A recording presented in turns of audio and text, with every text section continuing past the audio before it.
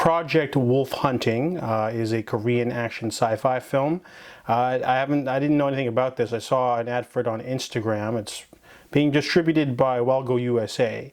So I just went to go see it because, you know, I'm very trusting and I love Korean cinema. But I was very surprised by what I got. Project Wolf Hunting is the most violent Korean movie I've seen. And that's just a start. So the plot of this movie is about Korean criminals.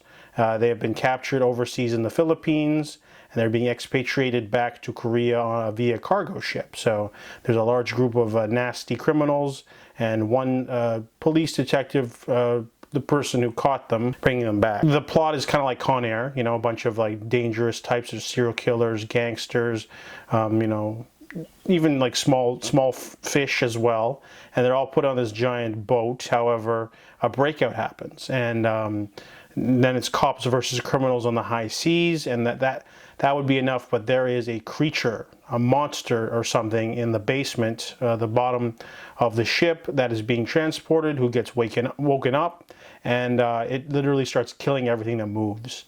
So I don't remember what article I read, but an article was talking about the way you can judge a monster movie is good or not is if you take away the monster and if the movie is still interesting. For example, you take Gwomul, the host by Bong Joon-ho, and you take away the monster, it'd be about an eccentric family chasing after their lost daughter. Or you take the Predator out of Predator, it's about like gung-ho guys doing missions in the jungle and rescuing CIA operatives. You know, it's still an interesting movie. If Alien, you take away the alien, it's about an android that goes haywire and starts trying to kill the crew instead. So this movie is pretty interesting without the monster. You know, you've got a breakout, but the movie sets up its tone rather quickly.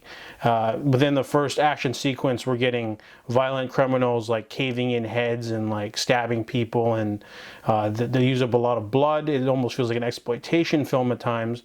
And it reminded me a lot of Robert Jabaz's The Sadness in terms of how much gore and violence is happening in this movie. It felt a little repetitive at first, but when they introduced the creature, the scope of the violence just literally goes on another level. And it might not be for everyone because the movie has some lame dialogue and thin character development, but you know, you can just watch the carnage instead. It's very entertaining to watch. You know, if an unstoppable killing machine literally did wake up in the middle of a high powder keg of a situation, it would probably wreck everyone, and that plot armor doesn't exist in this movie. Literally anyone can eat it, so it becomes almost like a half horror film.